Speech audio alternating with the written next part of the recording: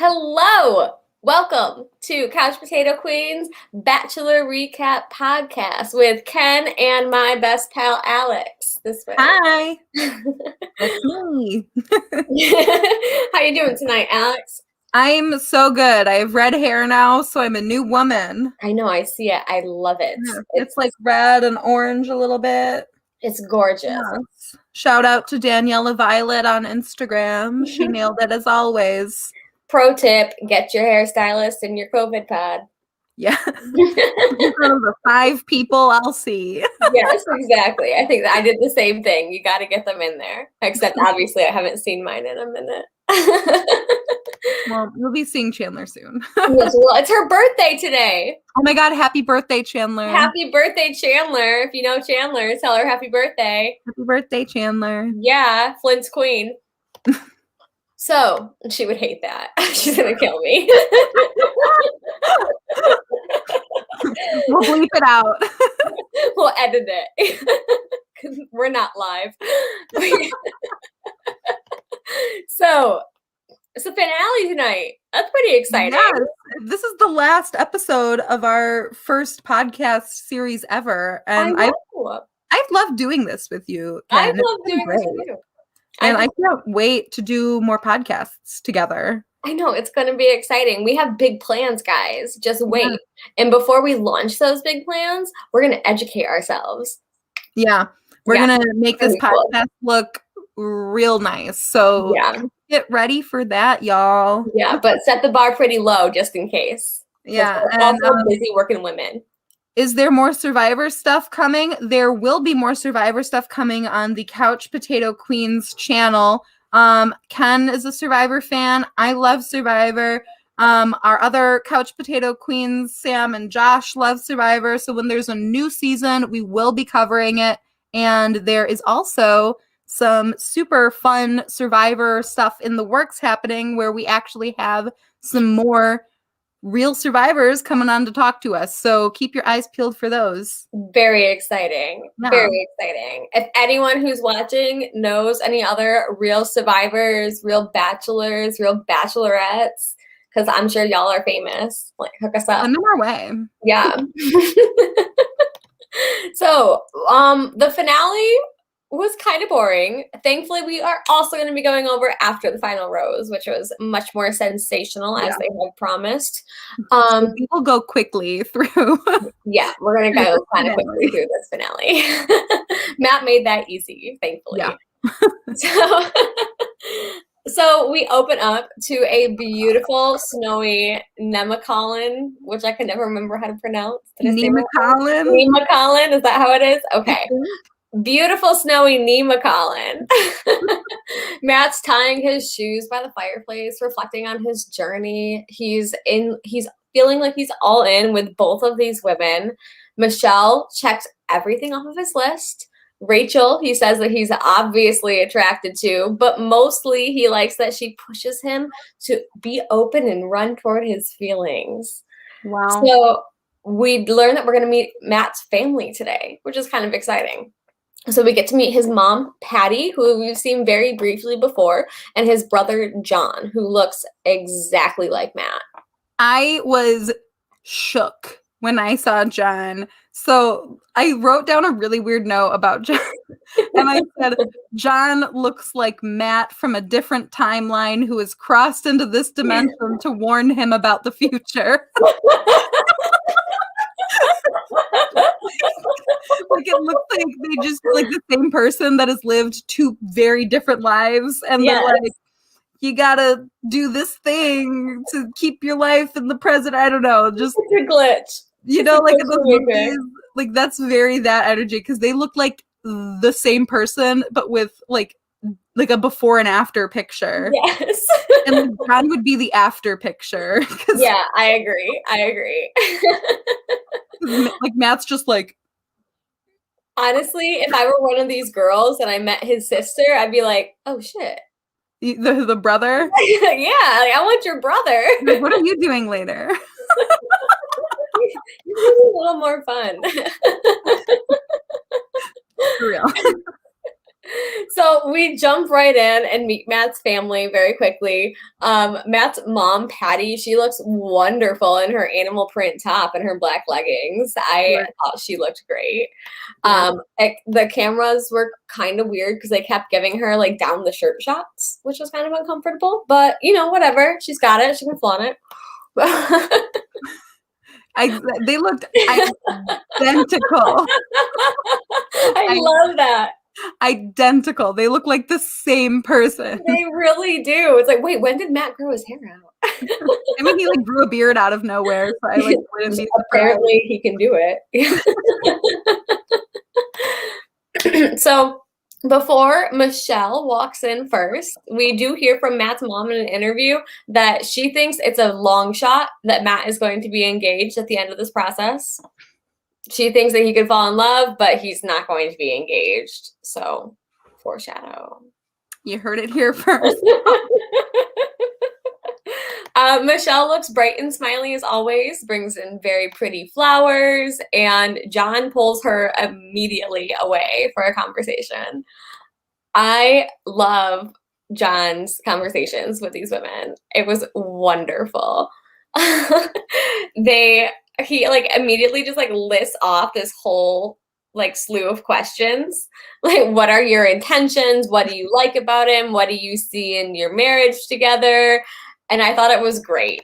What do you think about him? I was just like, work. Because the mom honestly seemed to just like not be in that mindset. Like she was more just trying to make sure Matt was fine, you know, but then the brother's like, no, who are these people? It was like an interrogation. Like, I do not care that they've probably been through rigorous, like, you know, audition processes, that they've probably had to take like a psych evaluation. I know for a fact they had to take a psych evaluation to be on the show.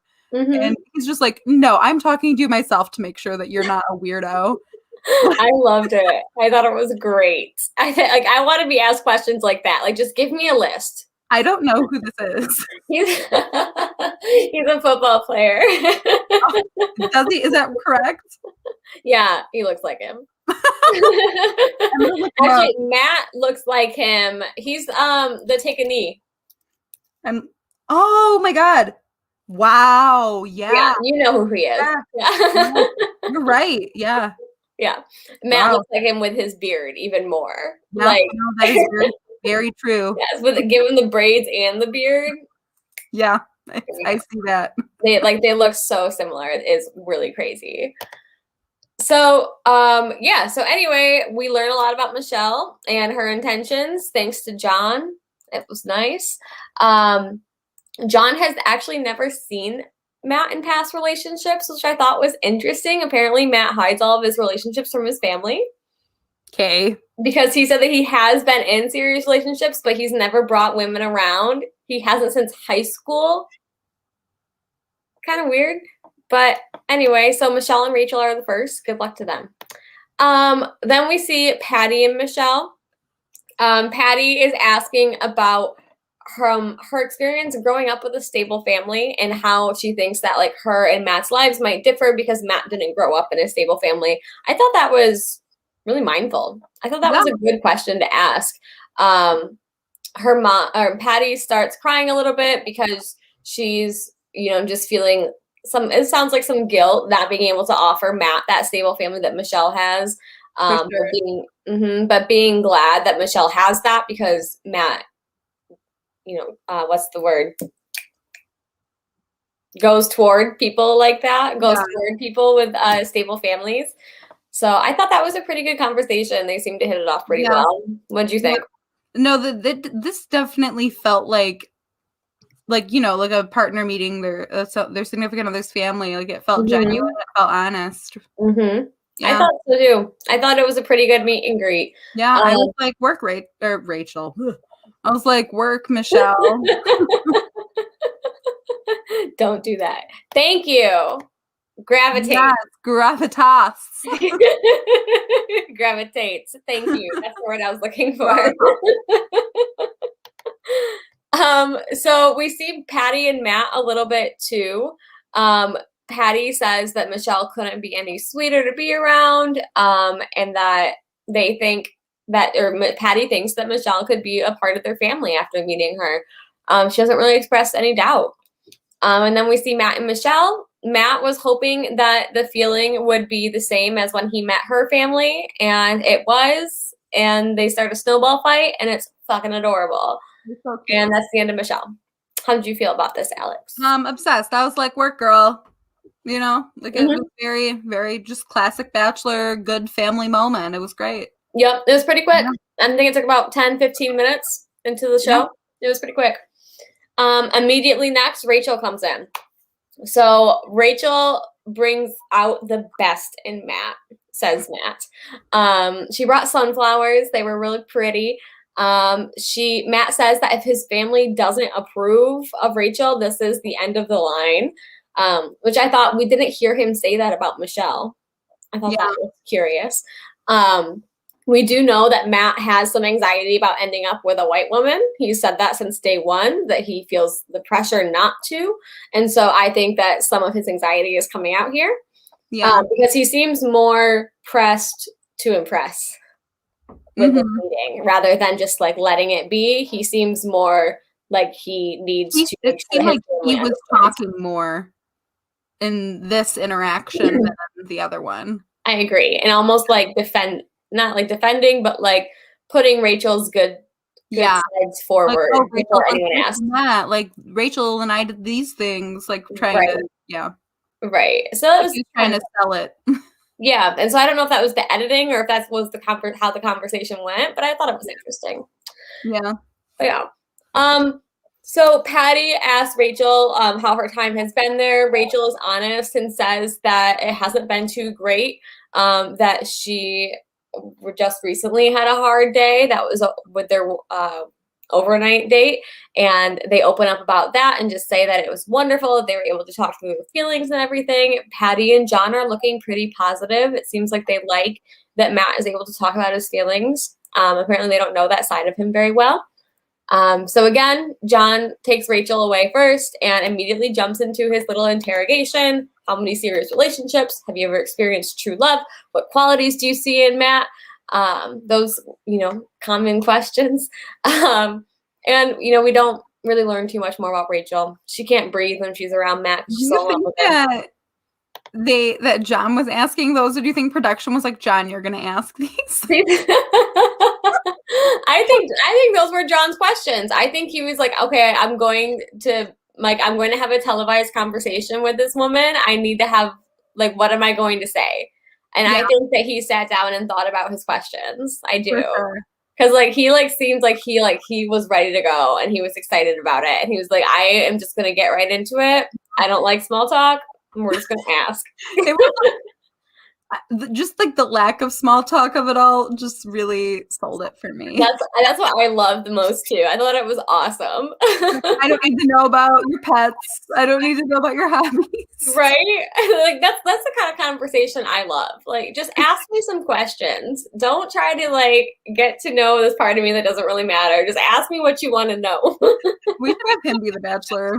I agree. I was thinking that too. But I think he's too cool to be the Bachelor. Is his name John James? Yeah, it is. Wilheimer Schmidt.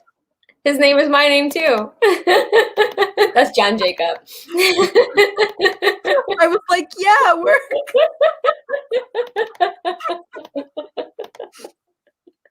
Oh goodness. So we get to see Patty and Rachel too. Patty cries. She says that her heart resonates with Rachel. She hears her feelings and it means a lot to her. Patty tells Matt later that she feels like him and Rachel can be themselves around each other and everything is good. No doubts. Again, seems pretty good. We don't really get to see much of Matt and Rachel after the meeting. Yeah. They cry about God and yeah, that's right. That's right. Rachel says that she knew because Matt prayed over all of them, and that was when she knew that he was the man for her. And that's what made Patty cry. Yep, it is. So I don't understand religion, but I mean, like, work if here's that's my your blind thing. spot. But I don't know. This season of The Bachelor was real religious. It was too much for me. Too much for reality TV, unless I'm watching like the Plath family or coming soon. Plathville, please let us know in the comments. Yes, we love Plathville. So then after Matt's family meets both women, Matt gets to sit down with his family and have their own talk. This conversation goes quite a bit differently than what we've heard from his family so far. John is up to do whatever Matt wants to do. He's going to support him no matter what. Patty, on the other hand, wants to make sure that Matt understands that love isn't everything, that it goes away, and that you should not propose to one of these women if you just think you love them. That's not enough. And Matt is reminded of how his father wasn't ready and how his mother felt after that, and he can't get that look out of his mom's, or a look of his mom's face out of his head, of when she was saying that love wilts. And so he's going to carry that with him for the rest of the week. He's feeling a lot of doubt at this point. I'm glad, because normally they're just like, I'm so happy to watch you grow through all of this, and it's all like the very surface, but I'm glad that they have that moment to just like be honest about, you know, their family. And it's not often that we get to see so many imperfections in, you know, a show like The Bachelor. So I was like, work. Yeah, I agree. I like that they showed us this moment. I thought it was very honest, and I resonated with it a lot, because I felt like I say this a lot when I watch the show, like this, what you have right here, this is not all of that, honey. Like life goes on. You got to learn how to have life together. It's just, do not know. Or she was just like, not on today. My son's not getting married on my watch. Yeah, maybe she just wasn't ready for it. Like, if I can't have a marriage, nobody can. I do think that she kind of sabotaged him. I don't think that he was ready to be I think that he probably would have been okay if he got engaged to one of these girls. It would have been Rachel, and that would have been too bad. But he probably would have been okay if he got engaged. A conversation that they should have had episode 1. That's what I said too. I was really wondering why this was happening so late in the game. Like, the mom was on episode 1, so I'm kind of like, why didn't you say that then, girl? Maybe she did, and he didn't listen, and now she's got to say it again. And she's like, no, but did you hear me though? So we come back to Matt. He's sitting in his house alone. He's incredibly worried. He has no idea what he's going to do. He really needs to talk to someone who has seen this process play out for better or worse.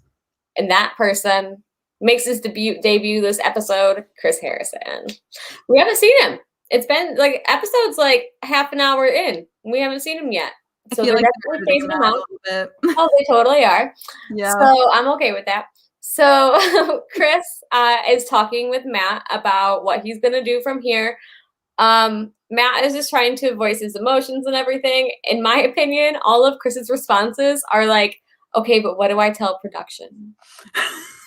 Okay, but you're on this show. Right. Like, what are we doing? Matt, it's the finale. We have this whole ass set over at the lake. What are you talking about? Neil Lang is coming. Neil Lang is on his way. Do you know how many COVID tests he had to take for this? He had to rent a van to get here. Rent a van. Do you know how many vans we have rented in this process, Matt? What a journey. So yeah, I didn't get much from their conversation. Matt decides in the end that he is going to continue moving forward and see where his doubts go from here. And Chris is like, cool, let the cameras know. How'd you feel about this, Alex? Did you have any other feelings about this? No, I was just like, why are we seeing this? Same. Chris needed some airtime. They're like, man, we need to fill some time. Yeah. I also noticed right after this scene on the, like the stay tuned for, after this commercial, whatever, Chris was doing the voiceover announcing the after the final rose. And I was like, really, dude, you had to get your voice in there? He was the first one that was like, and Like like, catch a Manuel Acho. Like they didn't have time to record a voiceover.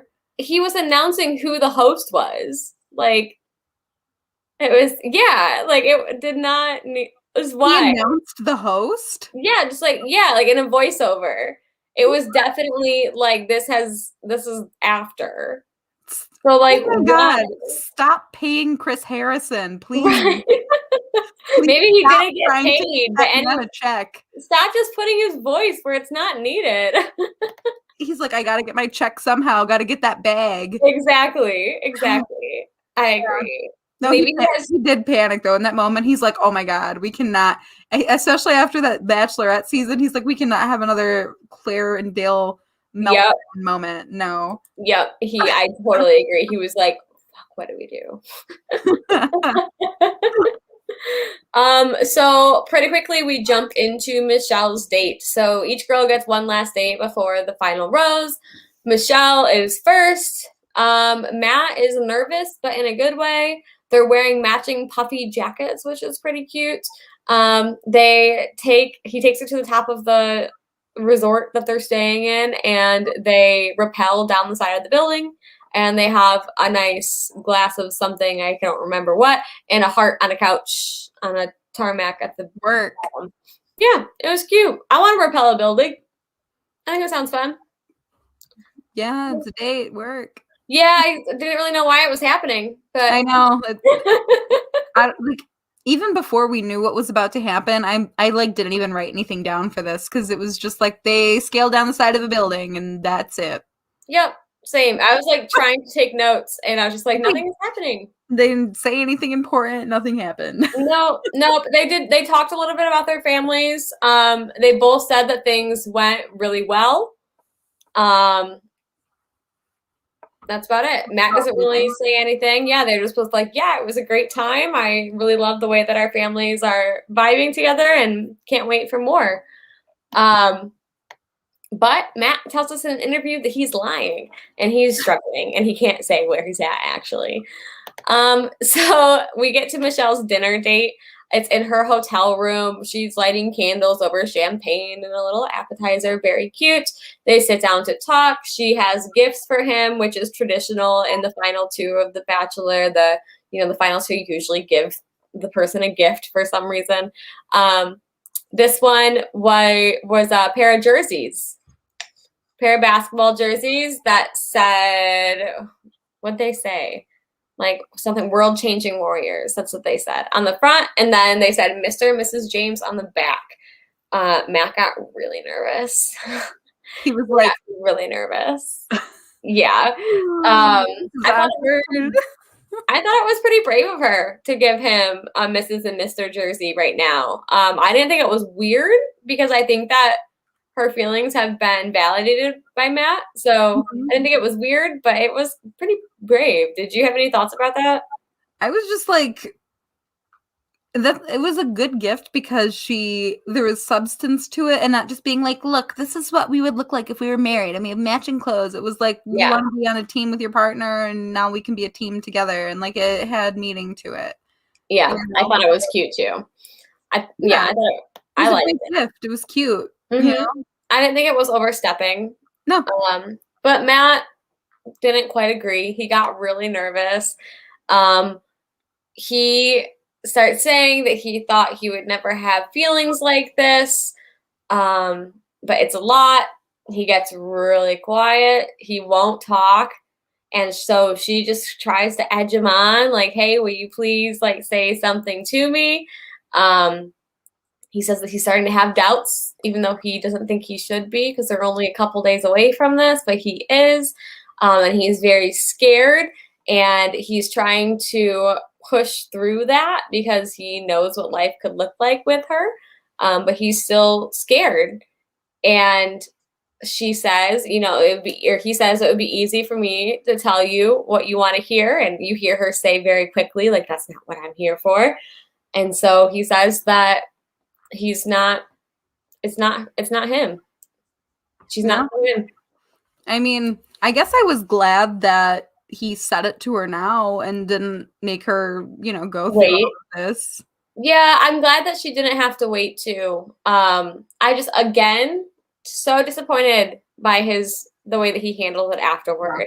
We'll learn more about this when we get into the After the Rose, about like what really happened here. This was so interesting to me, made me even more mad.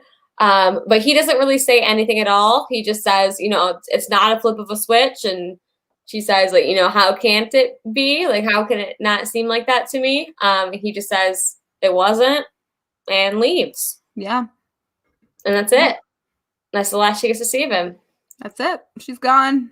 Yep. So, in this moment, we know that Rachel's it. Yep, Rachel's it. I agree with what Lori was saying earlier, that Patty was sabotaging him, because I think that in this moment he is destroying himself. I think that he is afraid and he is not confident in what he's feeling because it's new to him and he's scared of it. And so he's running away from it. And I think that... Do you think that if the first date had been with Rachel, he would have done this to Rachel? I don't think so. I think that he had a different feeling for Rachel that from what I could see, looked more like infatuation. Yeah. Whereas he could picture a future with this woman, with Michelle, but he had Rachel in front of him.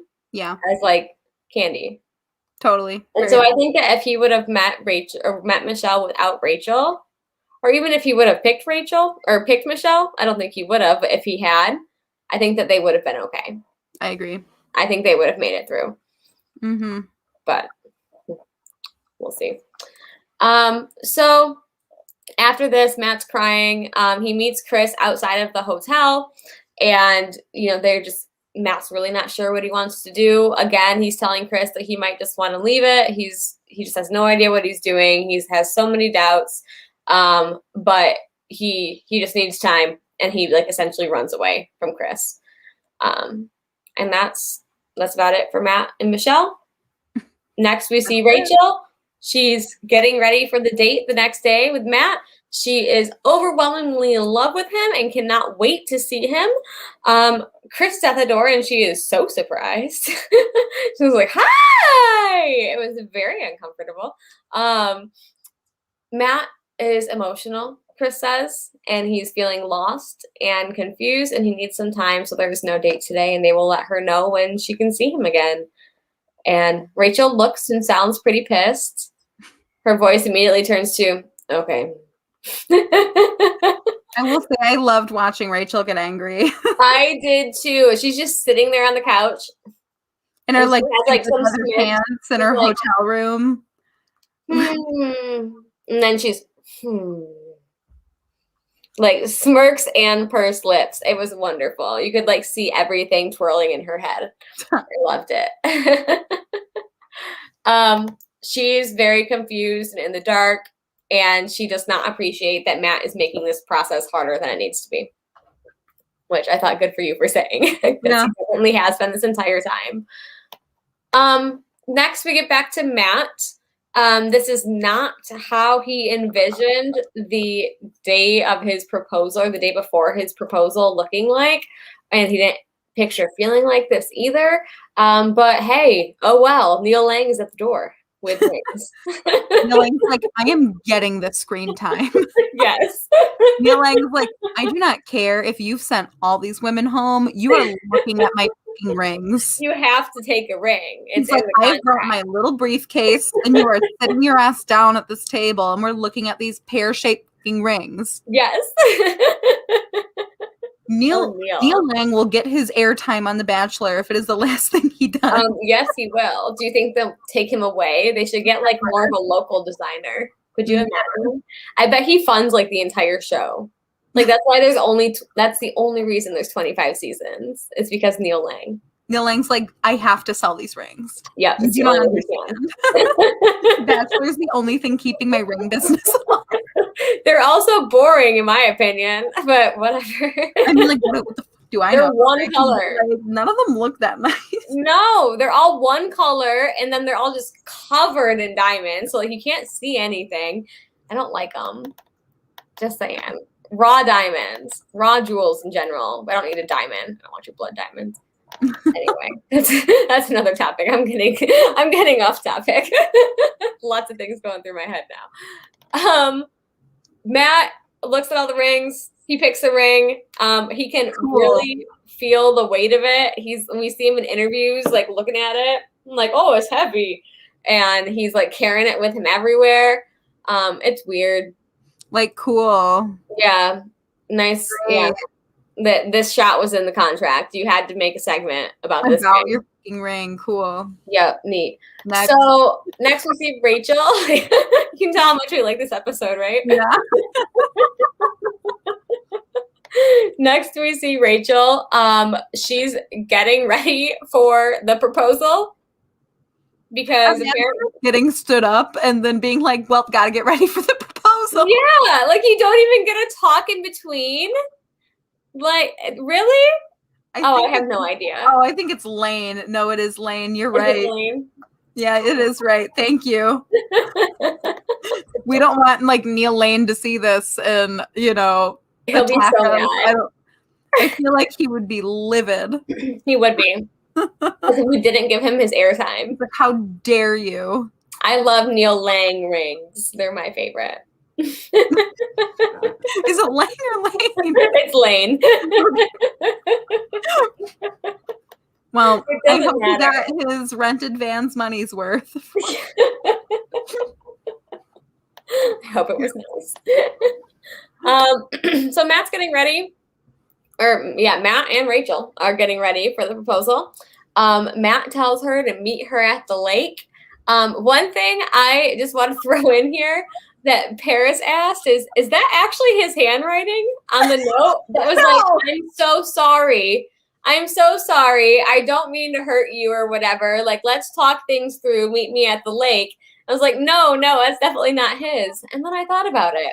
How fucking weird would it be to get a note like that from a producer? And how weird would it be to be engaged to someone and have no idea what their handwriting looks like? That's so true. Why would you know what their handwriting looks like? That's so weird. Like, you're also engaged to someone you don't know what their house looks like. Yeah. That's a big tell for me. I mean, normally, like, you do know what their house looks like in The Bachelor, but, like, now COVID Bachelor, you have no idea. You don't. Yeah. But, man, art department's just like, I wonder how Matt crosses his T's. No, they just have to write it big enough so that you can read it on the screen. Nice observation, Paris. I thought, I appreciated it too. Very on brand. Yeah, very. So we see Matt at the lake. He's in a nice suit, no frills yet. We don't see. He has on a fancy Gucci tie pin and a pocket square. You're right.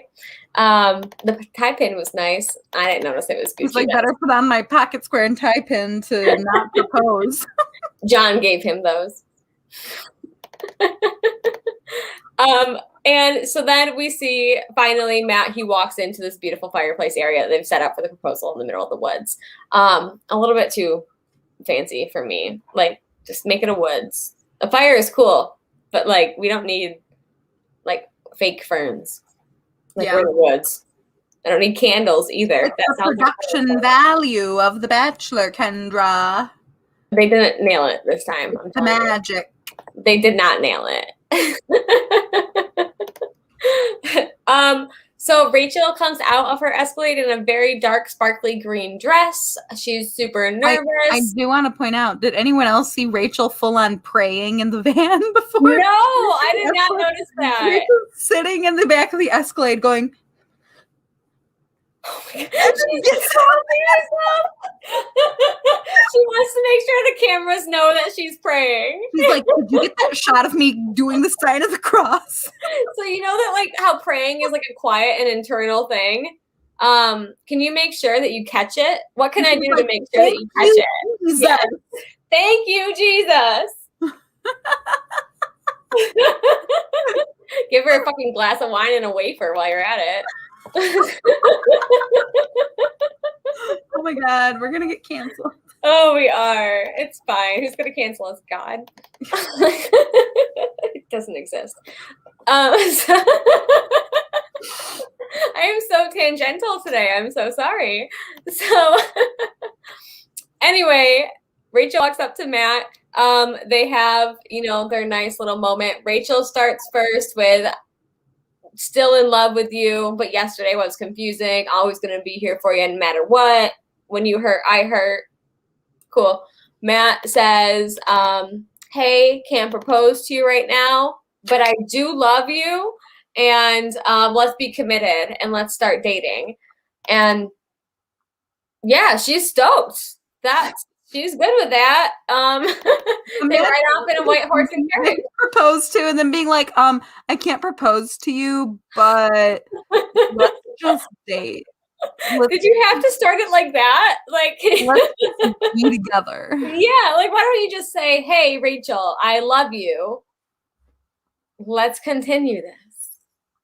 I can't wait to spend the rest of our lives together. I don't know if I'm ready to commit to that right now because of my past, but I want to follow this journey with you and figure out all of my baggage together as a team. Work. Have you done this before? Bachelor. You've done this before. Call me ABC. It's that easy, you guys. Don't say, I can't propose to you, but. And then they ride off out of fucking chariot. Like something magical happened. Yep. So that's cool. Great. And so after that, that's it. Then we jump into after the final rose. Exciting, right? So we meet our host, Emmanuel Acho. I really liked him. Oh my God, I'm obsessed with him. Just going with thinking about his whole performance here, I really, really liked him. I was kind of nervous because, seeing Chris and on The Bachelor for so long, it's like, how can anyone make this horribly cheesy show, make me care about it? And he made me care about it. I liked him. It wasn't too bad. Oh my God, that is such a good point. Matt is hanging on to it. That's what he said. What happened to the ring? He should have given her the Neil Lane was like, no. That's great. A friendship ring. Or no, no, she needs a promise ring. You're not posting this on Instagram to be like, look at my rock. You're not getting this ring for free. Neil Lane took that shit back. Mm-hmm. Definitely. He did. No, they did not get to keep that. I mean, I don't know for a fact, but that's what I'm guessing. Neil Lane was like, no. No, there's no way. I mean, he can't just keep it. No, you can't just be like, yeah, let me just. There's no shot. They didn't get a money shot with a proposal. Mm-mm. So, no, I don't know. Neil Lane was giving that shit back. Yeah, definitely. So immediately at the beginning of after the final rose, Emmanuel addresses Rachel's racist images and Chris's insensitive apology. Immediately. It's like the first words out of his mouth. And I thought that was awesome. Let's just get into it. There's no reason to skirt around it because we all know what we want to talk about. Yeah. So why not? There's a lot of horrible music playing at this time as well. Just so you know. It was really bad. I turned my TV down. It was really bad. Yeah, whoever. I remember what it was. I remember I went to sleep with this song in my head. And I can't remember it now, thank God. So the music direction was not the tea. No. So first we get to see Michelle. So Michelle comes on to talk to Emmanuel. Emmanuel asks her just what's going through your head with everything right now. Michelle doesn't really want to be here in the position that she's in, but she's ready to have a conversation about it. She has not talked to Matt since he broke up with her at the hotel room. Apparently, she felt very caught off guard at that moment, and she had actually asked him to have a conversation with her, not to change his trajectory of what he was doing or to fight for him, but just to get her own peace. And he denied her that conversation. And so she is here looking forward to speaking to him finally, being able to have her space to say what she needs to say. I will say this, like, so my opinion on this is it was really shitty of Matt to not have that conversation with her, because like they're essentially, in a long-term committed relationship at this point, and it's like, why can't you do that? I have a feeling that because of how wild Matt was getting at this point, production probably said no. You think so? I think production was probably like, no. That was my thought too. But then later when Michelle and Matt can talk to each other, my opinion on that changed. I feel like they were like, no, you can talk about this after the final rose. You think so? Yeah. Yeah. I definitely think that they, especially in the end, they try and save these moments or these conversations for the camera. I think that makes sense. And I don't doubt that. I think there's definitely some of that in there. The only thing that made me think otherwise, because I always go toward production. Like, this is television. I'm always going to err on the side of production. Like, this is edited the way it was for a reason, right? But when Matt actually apologizes for denying her that conversation, that was what kind of made me think otherwise, because I feel like Matt doesn't apologize for much that he does directly. He usually apologizes for the way that you're feeling. But that apology seemed, and also remember, by the time this was filmed, he's seen how people have reacted to him, how the public has reacted to him. So he knows that we're all mad about this. Yeah, that's a good point.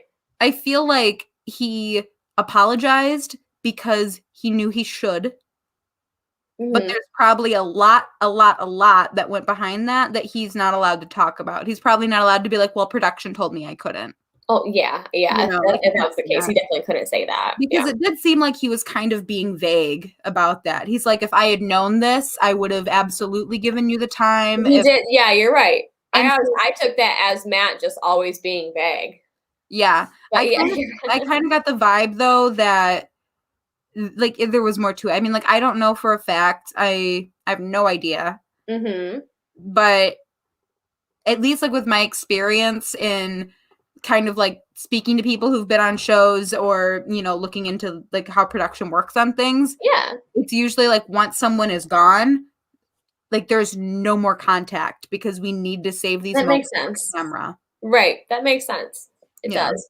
Especially with this after the final rose, like knowing how the season played out, that this after the final rose wasn't going to be very much if they hadn't saved that conversation. Yeah, because then it would have been like, oh, we're fine. Exactly. What they've talked about. Exactly. Like there wouldn't really have been a reason to bring Michelle back on. So For real. I mean, we all saw how we reacted to that. So I'm like, why didn't you get rid of this?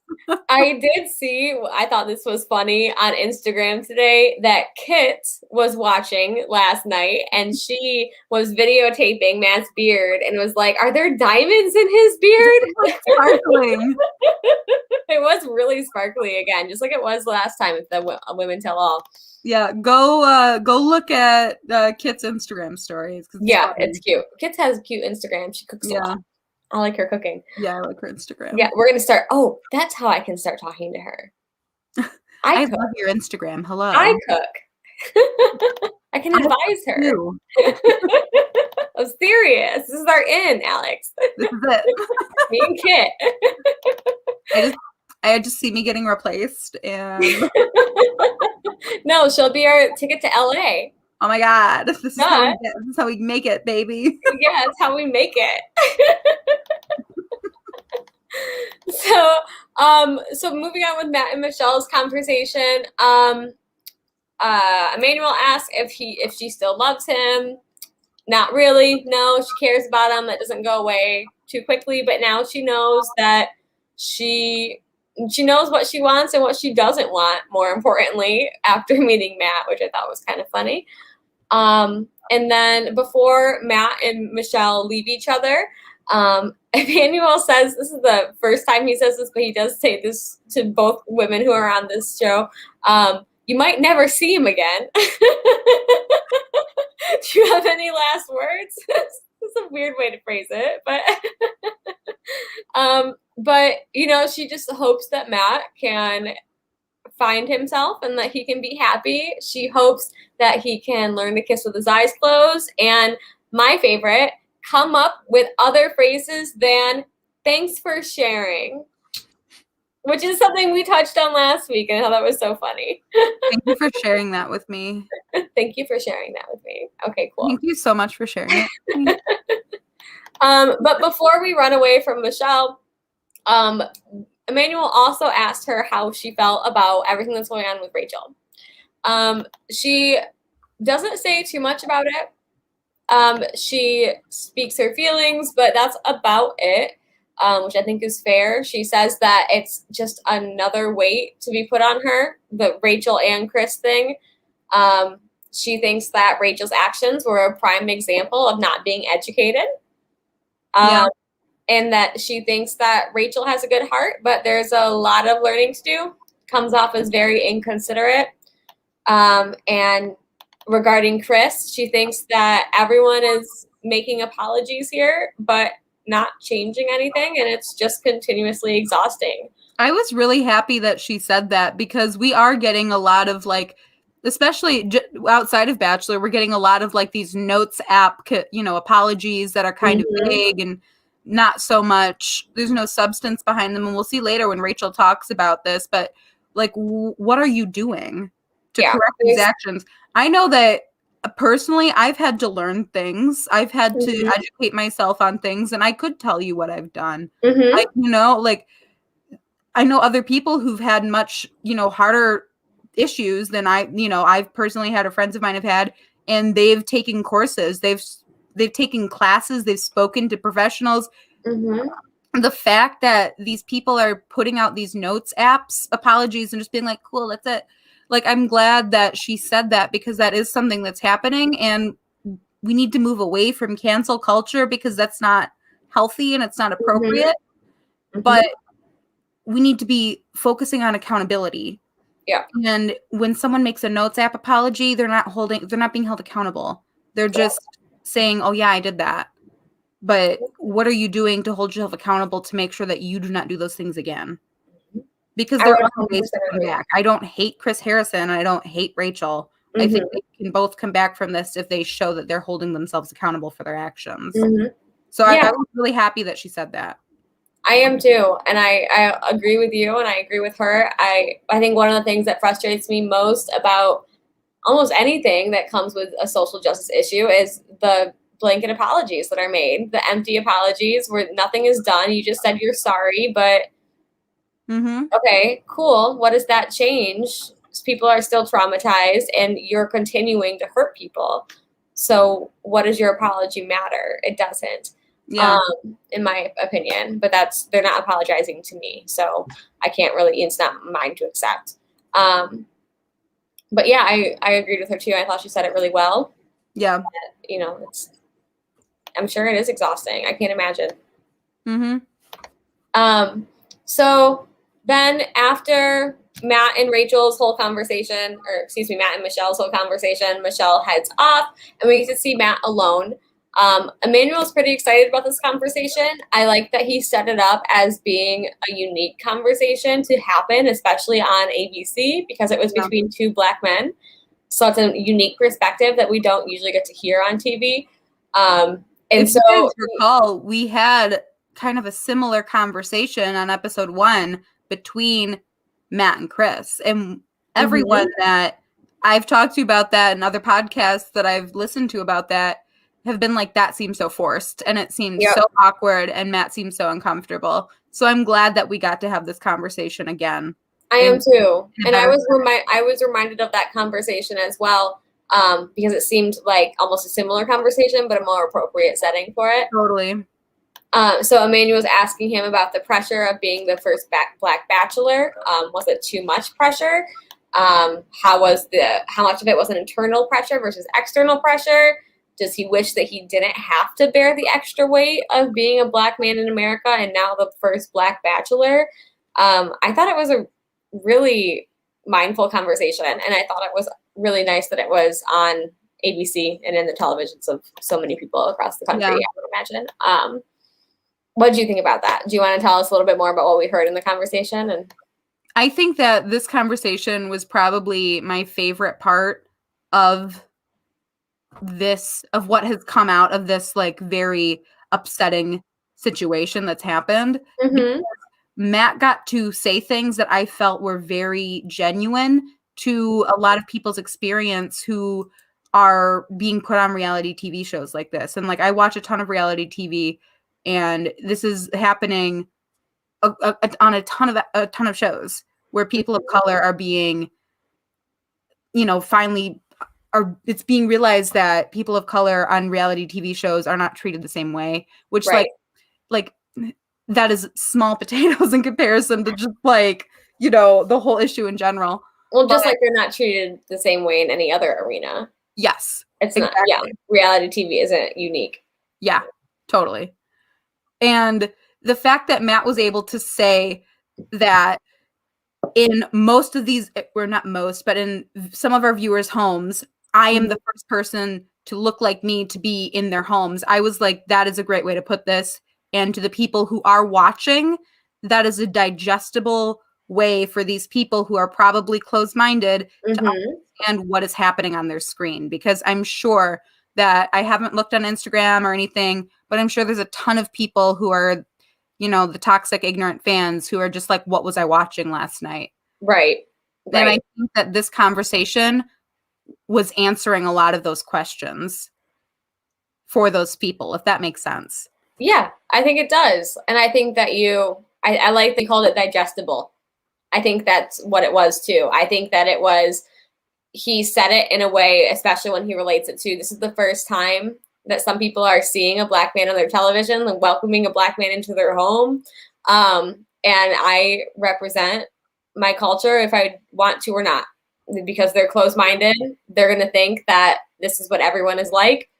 So I have to put on a face to make sure that they respect us as a people, which is not his responsibility, but that's what he's put with. It's also not his responsibility to make this digestible for these people. No, it's not. But I think that the way he said it, it was. And I hope that it was able to be heard. And I do think that he will be able to change some people's minds or make people think differently or make people understand the gravity of what's actually going on here. Because I've seen a ton of people online just like trying to defend like, oh, this party is so many years ago, whatever. But it goes so far beyond that.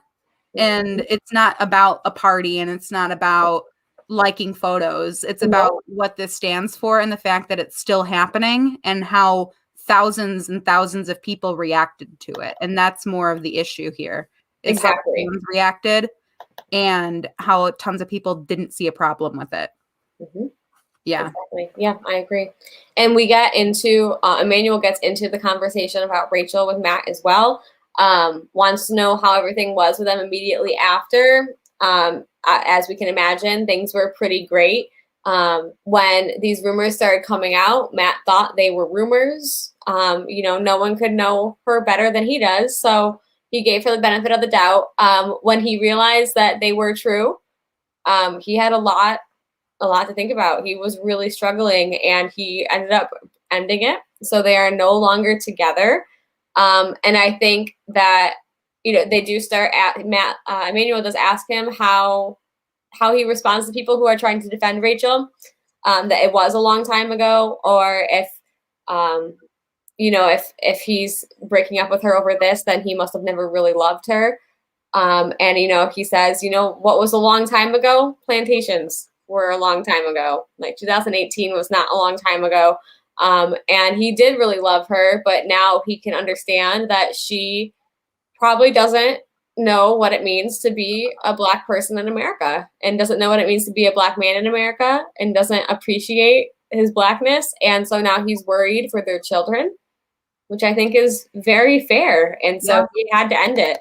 And I don't disagree with him, to be honest. He says that he is not responsible for making sure that she does this work, that he cannot help her do this work, that this is a solo thing she needs to do. And I agree. And I think that it would be very easy for her to rely on him to teach her, and that's not his job. So I really loved his reaction here. And I also appreciated that Emmanuel was giving Matt kind of like this opposite end of being like, well, you know, this is what people will say. Right. Because it was shutting it down before it even gets said. Exactly. Because we've seen the comments. So they've seen the comments. They know what everyone is saying online. They know that this is what people are saying. And they're like, no, we need to shut this down right now. Because the first things that is going to come out of, you know, once it airs, people who haven't been reading about it, parents' mouths is going to be just garbage. So they're like, well, let's ask him now so that we can have an answer. I agree. I think, they cut it off before it could really get you started. Yeah. So then we finally get to see Rachel. Rachel alone without Matt first. This is her first public interview since everything.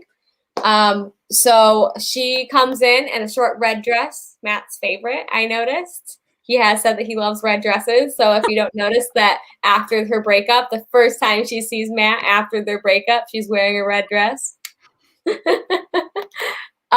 She's not holding up. Yeah. There were a lot of those that first night. She says she's not holding up too well, but she's not here to victimize herself. The first thing she says, though, is, that's a loaded question. I'm like, Rachel, come on, girl. No, it's not. How are you feeling? That's not a loaded question. We hope we know how you're feling. But if there's anything that's not a hard question, it's that. Yeah. So now is when Emmanuel kind of explains exactly what happened with Rachel. So he explains the meaning of antebellum. So it being before the war. So honoring the time before the war that freed slaves from the South. So that's why that's an issue, if you didn't know. They do show us the picture in case you hadn't seen it, which I thought was frustrating. They show the receipts and it's just a huge photo right behind Rachel. I'm like, oh my God. Not necessary. It wasn't necessary. I mean, like the person in me that's just like, man, fuck this person. I'm like, get her. I thought it was like, don't give her more screen time. Like, you don't need to show it. If people want to go look it up, they can. I mean, but you have to think, though, there's probably a lot of people who watch The Bachelor who are not online. No, I know. There's probably a lot of people that is the first time they're seeing that image. So no, I'm sure it was. But I feel like they had to show they would probably go look it up. Yeah. If they didn't show it, they probably would have found it themselves. Yeah. So like, no need to put it on ABC. They showed this one photo and not anything else. If they had here's all the photos you liked, I'm like, that would have been too much. This was, well, yeah, I agree, because I do think that this was probably the best of the photos that came out. Like, it was the least re-traumatizing, I guess. Just because it wasn't the whole scene. Yeah. It was, but I don't know. It was bad. I didn't think it needed to be showed. But there while it was like blown up behind. It was huge. And then the next question was, okay, Rachel, look at this. What do you see? Which I loved. That puts her on the spot. I liked that. So she said that she sees someone living in ignorance, not thinking about what she was doing or who it would be hurting. She said that if she had ever taken the time, she would have learned and she wouldn't have done it, which I don't believe, to be honest. But that's fine. There's no excuse for it. Emmanuel and Rachel agree. There's no it being normal or common from your place. Rachel said that she heard a lot of that in her defense, but she said that that's not an excuse. I will give her that, where she kind of shut down the people trying to defend I agree. her. Yeah, I think she did a fine job. Yeah. I don't think she did a bad job. I think she did fine. Yeah, I'm not like she's absolved of everything now, because she definitely, there were still moments in this where I'm like, what are you saying? I did not like her response to what is she doing now. So before Matt comes out, it's what is she doing now? Well, she said, I could give you a list of things that I'm reading and watching and listening to, but really all that I can do is educate myself and put that education into play. Okay, what is the list, though? We would like to know. How are you putting it into play, though? What are you doing? What are you doing? What are you doing? When is the time to say what you're doing other than right now? And you know that like the biggest platform you ever have to talk about this. Yes. There's going to be no other time. Yeah. After this, you will be remembered as what you say right now, because no one's going to care about her in a year. Tomorrow, yeah. No. And I think that I don't know if this is an unpopular opinion, but I think that reading some books and listening to some podcasts is not putting in the work. No. Like that is that is not getting to know anyone. No. And I think that white people use that as their work a lot. I'm reading these books, I'm listening to these things. That's a start. It's a start. It's a great start. Don't not do it. But that's not the end of the work. Yeah. I mean, I do get, like, she did do the best that she could. I wish that she would have spoken more about what she was doing now. If she is listening to podcasts and books, tell us what they are. Yeah. She couldn't because of copyright. Who knows? It's a thing. It exists. It is a thing. Not just say. She can say she's reading Maya Angelou on TV. Yeah, you could say that's like the most basic thing. Like, yeah. Come on. Like anything. Yeah. It's just being vague, and like you couldn't actually tell us what you were doing. Yeah. Like I thought she did the best she could.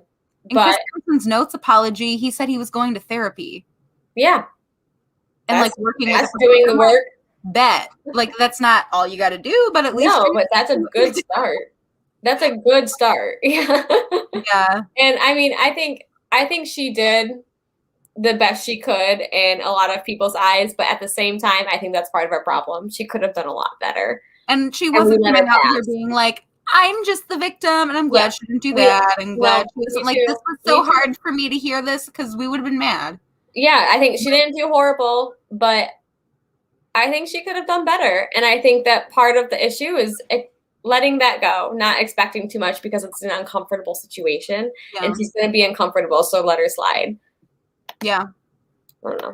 Yeah, I will say I think that Emmanuel navigated this very well. I do too. I think he did a great job. I love that he is anti-cancel culture. So am I. I hate it. You have to hold people accountable, not cancel them. And I think that's what he was doing. And he said that. He said it's about accountability, and that's 100% what it is. Mm-hmm. Yep. Because as soon as you cancel someone, they're no longer held accountable. Then they can just like do whatever they want. Right. What does that help? They have no help, and like you need support to change. That's been shown in many studies. Absolutely. Yeah. So we get to Matt and Rachel finally. They get to talk for the first time after they've broken up. We learned that Matt broke up with her over a phone call. Very on brand. Very on brand. I mean, given the circumstances, like fine, but like very on brand. You think that they were apart after all of this? I'm sure they were together the whole time. They said it was like a honeymoon. I mean, they don't live in the same place. I think they probably moved into the same place for a minute. If it was like a honeymoon, you really don't. I don't think that they could just like drop everything and move into this. I don't know. No, I don't know either. Maybe they're not allowed to. I feel like it's just hard until it airs, because then you would be able to see them together, and they can't be seen in public. Oh, that's so true. They can't. Yeah. Yeah. Okay, so maybe that's fine. He could have driven down there, but anyway. Not that she deserves it, but whatever. So Matt and Rachel talk for the first time.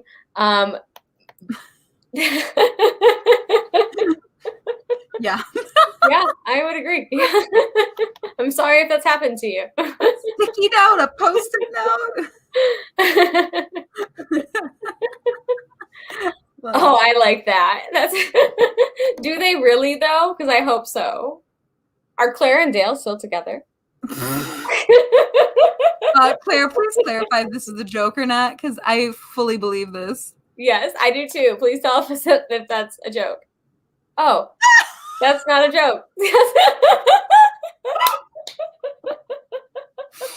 Claire, after the show, please send Kendra this. Please find this and send it. Please do. I need those. Oh my God. Oh, that's awesome. I love that. It's like reality TV outside of reality TV. That's its own thing, find the Bachelor. Yes, exactly. It's like, where's Waldo? Okay, we're getting the picture confirmed. Yes, good. Thank you. Once we learn more about podcasting, we can post the picture. Whoa. So Matt and Rachel. Matt's really teary-eyed. Emmanuel's trying to start a conversation between them. Matt really doesn't want to talk. No, at all. No, at all. He's just very disappointed. The most disappointing thing for him was having to explain to Rachel why it was problematic. Mm-hmm. And that was, he just really didn't want to talk about it. He looked really tired. Rachel was, a couple of times, she shook her head when he wouldn't answer. I noticed that. I don't know if you noticed that. Yeah. You just do a quick. Yeah. That's something she's used to. I have a feeling that when this first went down, she probably was like, I don't get why everyone's freaking out. Yep. I think so too. Because if he had to explain it to her. Yeah. I just can't imagine what that would be like. It's one thing, and I'm absolutely not giving her a pass for not knowing, but it is one thing to not know. Mm-hmm. But when somebody, especially your partner, tells you that something is upsetting to them, you need to listen to that. Right. Even if it's something random, that's the way you cut cheese when you make crackers. Yeah, and they're like, that really upsets me on a personal, deep level. You have to be like, okay, well, let's talk about it then. Yeah. You can't just be like, why? I don't think it's a problem. I have a weird thing about being asked, what's for dinner tonight? Don't phrase it that way. Too much expectation in that phrase. But that's a weird little thing. Now you can have that conversation and talk about that. Oh, we have. Yeah. I missed that. Yeah. if your partner's immediately like, why are you offended by that? I don't get why that's a problem. It doesn't fucking matter why. Yeah.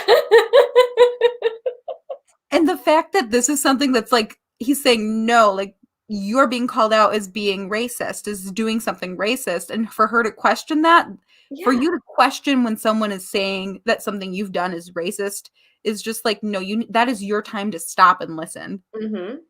I agree. You've crossed the line and someone is telling you and you need to shut up. I feel like that's probably where a lot of his pain is coming from, is because she just in the moment was probably, just seeing only herself in that moment, so. Mm-hmm.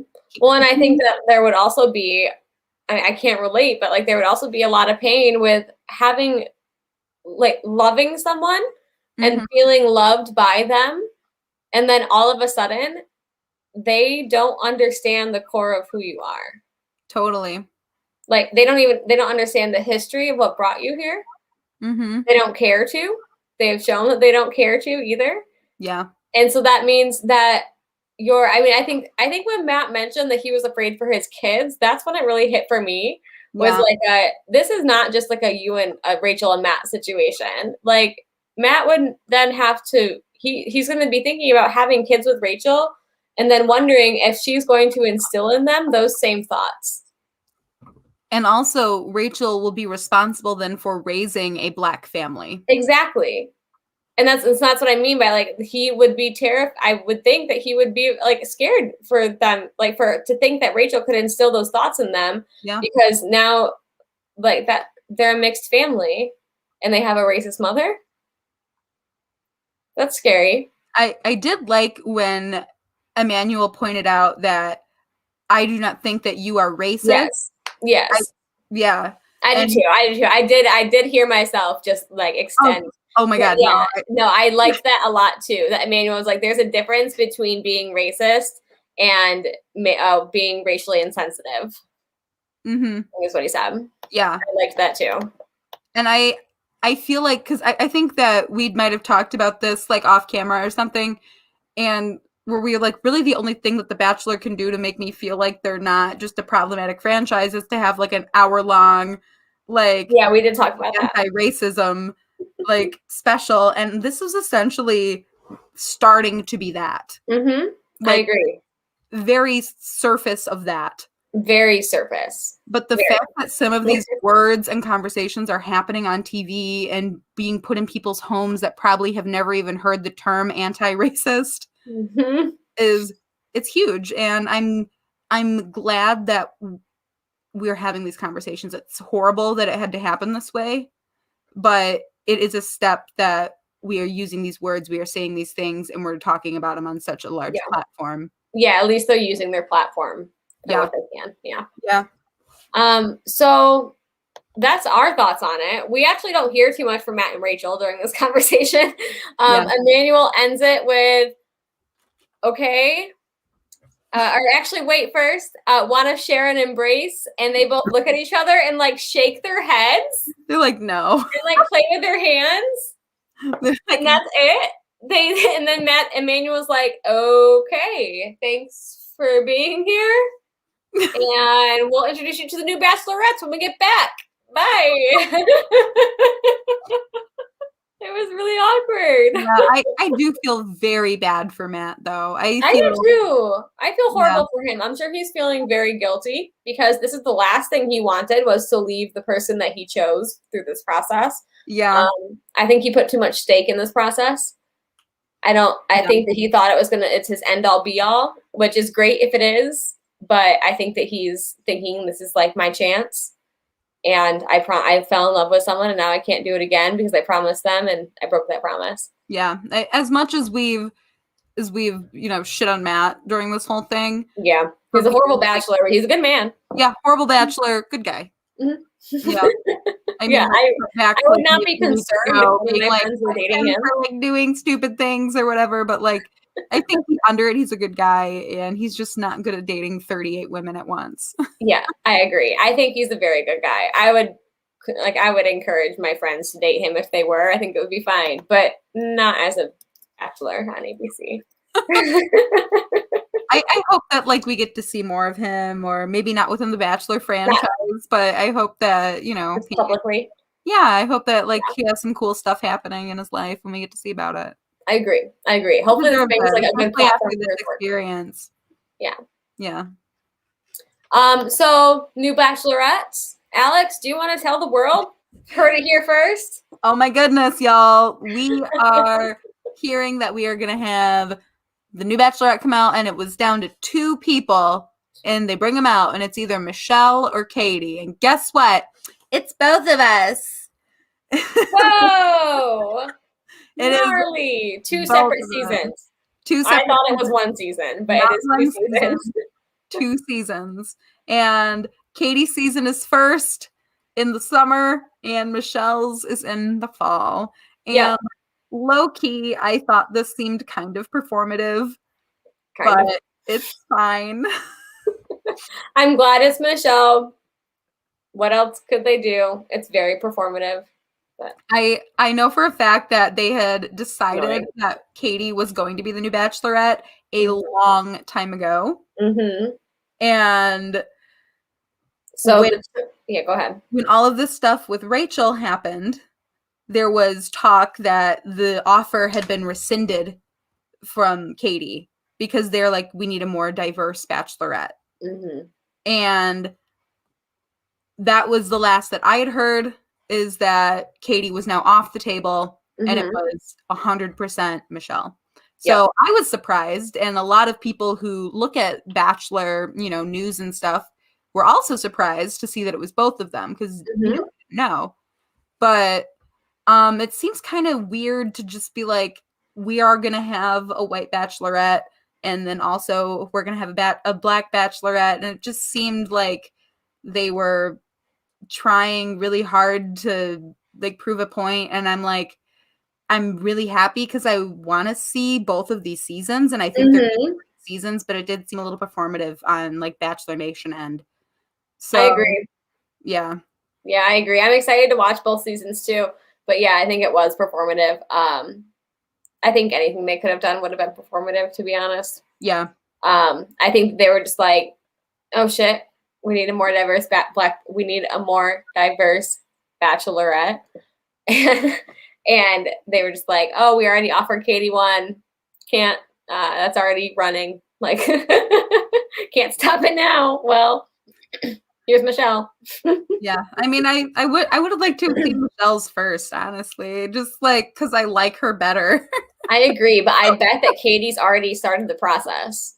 Oh, probably. You're They right. probably already have because you know who it's going to be when you apply, so they probably already have people applying, and they probably already had applicants. They're probably already into it. Yeah. Anyway, I'm super excited for both these seasons. I don't care why they picked them. Nope, me either. It's going to be fun, and we will cover them. Yes, we will be covering them. I'm excited for both seasons. I think Katie's going to be a good bachelor or bachelorette, and I think that Michelle is going to be a good bachelorette as well. And you know what? I see both those seasons ending in a proposal, honestly. I do too. Yeah. I do too. I think they're two strong women with good heads on their shoulders. Yeah. They'll do well. So I feel like Michelle's going to propose. I think Katie's going to propose. I can see it. I feel like one of them's going to be like, I'm going to be the one getting down on one knee. I bet they're going to show up on each other's seasons too. Oh, I'm sure. I'd love that. I think so. I think it's going to be like a friendship thing. I like it. Well, y'all, anyway, you can follow Ken on Instagram. You know how to do it. There it is. That's it. There's me. This is a long episode, but it's the last one of the season, so it's going to run long. You can follow me on Instagram at alexknowsitall. You can find me on whatever. Yeah. And like and follow Couch Potato Queens at QWNZ on Twitter, and Couch Potato Queens spelled normal on Facebook, and YouTube. Yeah. So follow, like, subscribe, whatever you want to do. Those things. Your world, we're just living in it. Thanks for staying with us this season. It's been a hoot. Yes, and we'll see you when we see ya. Yeah. Bye, guys. Bye.